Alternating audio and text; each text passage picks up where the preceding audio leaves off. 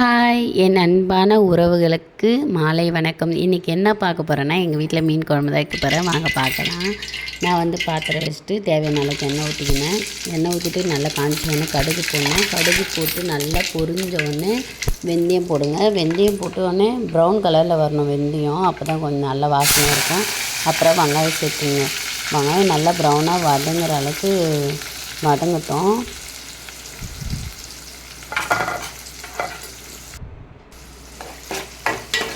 கொஞ்சம் போட்டு நல்லா வதங்கிட்டு கொஞ்சம் வெயிட் பண்ணுங்கள்.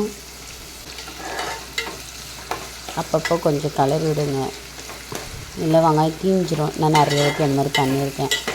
வெங்காயம் கட் பண்ணிவிட்டு அதுக்கப்புறம் வெங்காயம் தாளித்து விட்டு தக்காளி போட்டு கட் பண்ணிக்கினே இருக்கும்போது ஒரு டைம் வெங்காயமே தீஞ்சி வச்சுருவேன். கொஞ்சம் பார்த்துட்டு உசாராக கலருங்க. இப்போ பார்த்திங்கன்னா வெங்காயம் வந்து ப்ரௌன் கலரில் வந்துடுச்சு. அதுக்கப்புறம் தக்காளி சேர்த்துக்கிறேன். நான் வந்து கம்மியாக தான் தக்காளி வெங்காயம் போடுவேன். எண்ணெயில் வதக்கும் போது நான் வந்து புளி கரைச்சலில் வந்து பச்சை வெங்காயம் பச்சை தக்காளி போட்டு கொஞ்சம் கரைப்போம். அதனால் வந்து இதில் கம்மியாக தான் சேர்த்துருக்கோம்.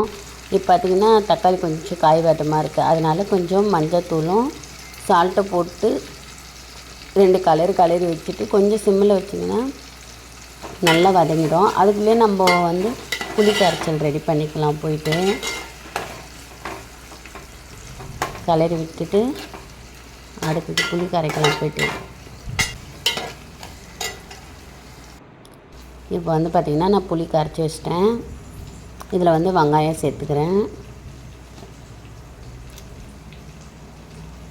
எனக்கு இப்படி செஞ்சால் தான் பிடிக்கும். சில பேர் வெங்காயம் தக்காளி வதக்கிட்டு கூட வெறும் புளி கரைச்சலும் பண்ணுவாங்க.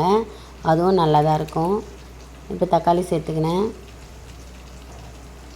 அதுக்கப்புறம் நம்ம வந்து தேவையான மசாலா போடலாம். மிளகாய்த்தூள், மஞ்சாத்தூள், காரத்துக்கு ஏற்ற மாதிரி மிளகாய்த்தூள் போட்டுங்க. நான் கொஞ்சம் புளிப்பாக சாப்பிடுவோம், அதனால் நான் வந்து மிளகாய்த்தூள் கொஞ்சம் லிமிட்டாக தான் போடுவேன். இதுவும் கொஞ்சம் நான் கம்மியாக தான் போட்டு கரைச்சிருப்பேன். அதுக்கப்புறம் பார்த்துட்டு தான் போடுவேனே காரம் எப்படி இருக்குதுன்னு. உப்பு, அப்புறம் மஞ்சத்தூள் போட்டு நல்லா கரைச்சிக்கோங்க. அந்த வெங்காயத்தக்காளி நல்லா கரைக்கணும்.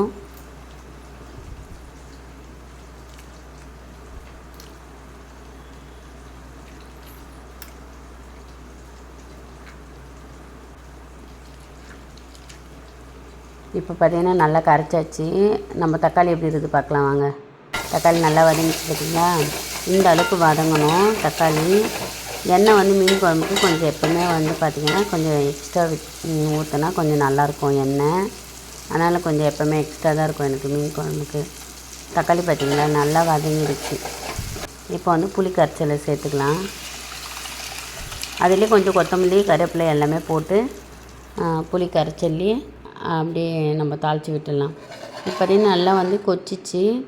நான் வந்து குழம்பு தாளித்து விட்டோடனே நல்லா கொதிக்கிட்டோன்ட்டு ஃபாஸ்ட்டில் வச்சுட்டு அதுக்கப்புறம் சிம்மில் வைப்பேன். ஏன்னா சிம்மில் வச்சு நம்ம நல்லா சுண்டுட்டோன்னு வச்சிங்கன்னா இன்னும் நல்லாயிருக்கும் குழம்பு. இப்போ நான் மீனை வந்து குழம்பு தாளித்து விட்டு தான் நான் போயிட்டு அதுக்கப்புறம் மீனே ஆஞ்சி வச்சுட்டு வருவேன். மீனும் நல்லா க்ளீன் பண்ணியாச்சு. இப்போ நல்லா குழம்பு சுண்டிடுச்சு. நம்ம மீன் போடலாம்.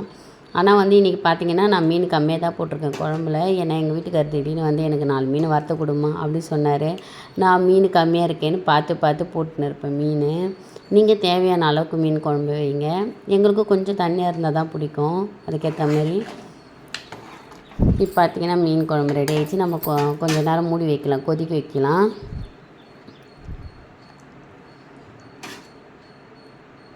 கொஞ்சம் 2 கொதி வந்தோடனே நம்ம ஆஃப் பண்ணிடலாம்.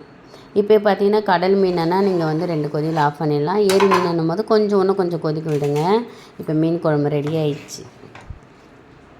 ஓகே, நம்ம இதுக்கப்புறம் நம்ம சாப்பிட வேண்டாம். இது பிடிச்சதுன்னா லைக் பண்ணுங்கள், சப்போர்ட் பண்ணுங்கள், சப்ஸ்கிரைபர் பண்ணுங்கள்.